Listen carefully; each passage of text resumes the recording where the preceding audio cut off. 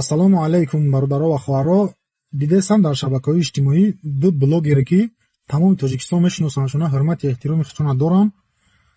Шояд калон бошанд, шояд майда бошанд. Акашон мегӯм, Акай Исмоил ва Акай Усмон.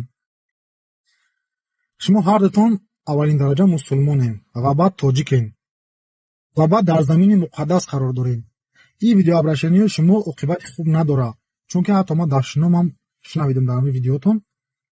илтимосо мекунам, акаҷоно, бародарои азиз, ай пеш моҳи бузурги Рамазон ай, ба хотири ҳамин моҳ шумо ҳамин темаро бикушен.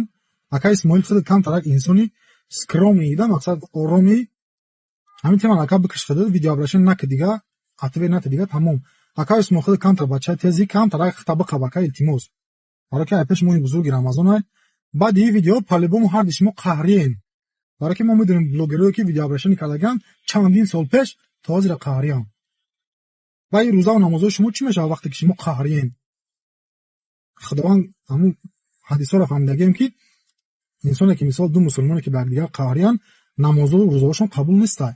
Шумо барои чӣ рӯза мегиред, барои чӣ намоз мехонед? Яъне ба ҳамин хотир илтимостон мекунам, ҳамин темаро бикуша. Ҳар касе ки ҳаромхӯрӣ мекунад, дар назди Аллоҳ ҷавобша метиҳад. Ман худам дар дуруни зиборум баъзе вақт зибор мекунам ягон камбизоатора. Ман медонам ки шахсе ки як сима гуфти гапҳо ба фоидаи худаш расход мекунад, вай палибому ай зану фарзандош мебинад. Ба ҳамин хотир одамое ки мисол хайр мекунанд ва ё савоби худшона мегиранд. Агар ки шумо миллионам да болош монен, ва ё савоби худшона мегиранд. Аз шумо дар назди Аллоҳ ҷавобша метиҳад. Ба ҳамин хотир Акай Усмон мегӯяд ки то што дар болои билетош як баробар пул мемонад, ира Аллоҳ худаш медонад. Ва Акай Исмоил мегӯяд ки ё мегӯяд мақсад беинсофӣ мекунанд, бисёр мемонанд, ирам Аллоҳ медонад. Ба ҳамин хотир Акай Исмоил, Акай Усмон, шумо якдигаратонро ба Аллоҳ биспорен. ҳозир дар инҷа дар байни шумо шайтон дуромадагӣ ва шуморо ҷанг бохтестай. Акл кани мусулмони воқеие ки гардани шайтонро бишканад. ҳозир бидроен личкада ҳамин темаро ҳал кунем ва пеш аз моҳи бузурги Рамазон ба якдигаратон ошти кунем. Худованд нигаҳбонтон шавад.